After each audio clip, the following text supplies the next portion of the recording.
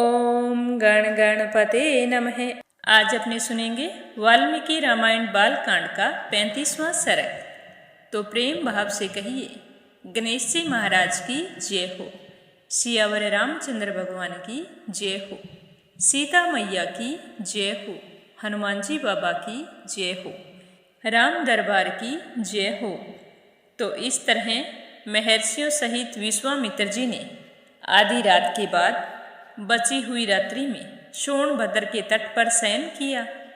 और जब रात बीत गई, सुबह हुई, तो वे दशरथ पुत्र श्री रामचंद्र जी से कहने लगे कि श्री राम, रात बीत गई है, सुबह हो गई है, तुम्हारा कल्याण हो, उठो और चलने की तैयारी करो।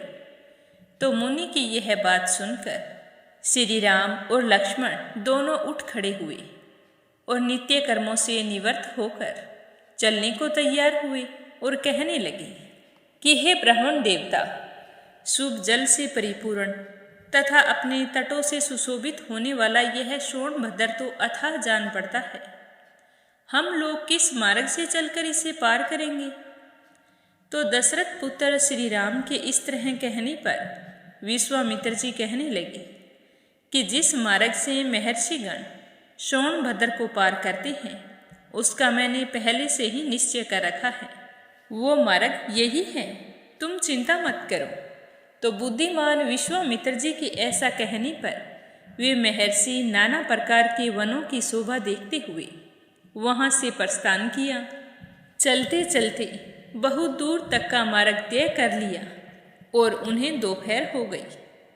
उन सब लोगों ने मुनिजन सेवित सरिताओं में श्रेष्ठ गंगा जी के तट पर पहुंचकर उनका दर्शन किया।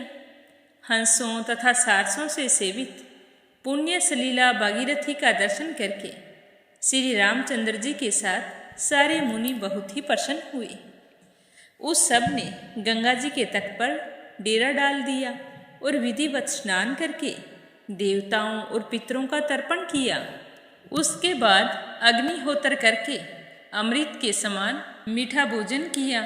उसके बाद वे सभी कल्याणकारी महर्षि प्रसन्नचित होकर महर्षि विश्वामित्र जी को चारों ओर से घेर कर गंगा जी के तट पर बैठ गए।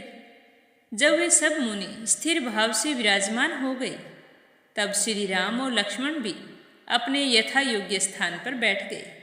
फिर श्री राम ने प्रसन्नचित होकर विश्वामित्र जी से कहा कि हे भगवान, मैं यह सुनना चाहता हूँ कि 3 मार्गों से प्रवाहित होने वाली ये गंगा जी किस प्रकार 3 लोकों में घूमकर नदी और नदियों के स्वामी समुद्र में जा मिली है।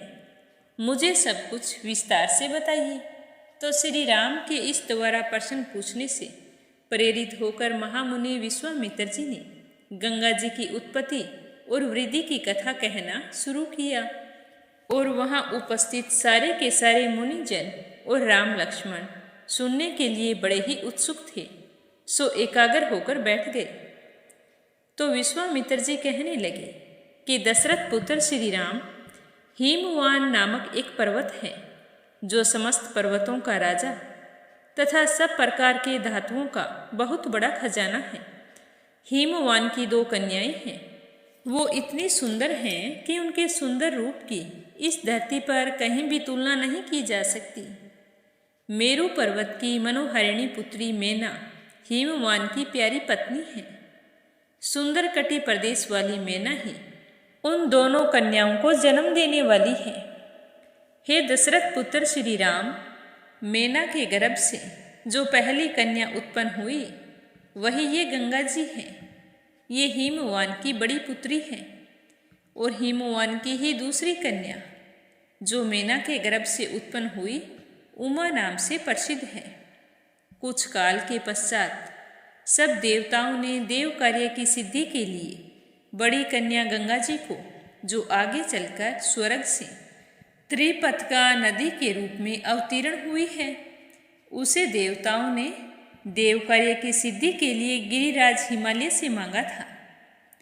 हिमवान ने त्रिभुवन का हित करने की इच्छा से स्वच्छंद पथ पर विचरने वाली अपनी लोक पावनी पुत्री गंगा को धर्मपूर्वक उन्हें दे दिया। तीनों लोकों के हित की इच्छा वाले देवता त्रिभुवन की भलाई के लिए ही गंगा जी को लेकर मन ही मन बड़े ही प्रसन्न हुए और वहाँ से चले गए। हे श्री राम, गिरिराज की जो दूसरी कन्या थी उमा, वे उत्तम व कठोर व्रत का पालन करती हुई घोर तपस्या में लीन हो गई। उन्होंने तपोमय धन का संचय किया। गिरिराज ने उग्र तपस्या में संलग्न हुई अपनी उस विश्ववंदिता पुत्री उमा का विवाह अनुपम प्रभावशाली भगवान रुद्र के साथ कर दिया था। हे श्री राम, इस प्रकार सरिताओं में श्रेष्ठ गंगा तथा भगवती उमा, ये दोनों गिरिराज हिमालय की कन्याएं हैं और सारा संसार इन दोनों के चरणों में अपना मस्तक झुकाता है। हे दशरथ पुत्र श्री राम, गंगा जी की उत्पत्ति के विषय में ये सारी बातें मैंने तुम्हें बता दी हैं। अब तुम ये सुनो कि ये त्रिपथगामिनी कैसे हुई। पहले तो ये आकाश मार्ग में गई थी, उसके पश्चात ये गिरिराज कुमारी गंगा रमणीय देव नदी के रूप में देवलोक में आरूढ़ हुई थी। फिर जल रूप में प्रवाहित होकर लोगों के पाप दूर करती हुई रसातल में पहुंच गई थी। इससे आगे क्या हुआ यह सुनेंगे कल के अध्याय में। आज का 35वां सर्ग पूरा हुआ। श्रद्धा भाव से सुनने के लिए आप सभी का बहुत बहुत धन्यवाद। एक बार फिर आपसे निवेदन है कि अनिर्वेदा चैनल को सब्सक्राइब करके इस पर प्रस्तुत होने वाले सर्ग लाइक करें और ज़्यादा से ज़्यादा शेयर करें। भगवान श्री राम आपकी सारी मनोकामनाएं पूर्ण करें। प्रेम से बोलो सियावर रामचंद्र भगवान की जय हो।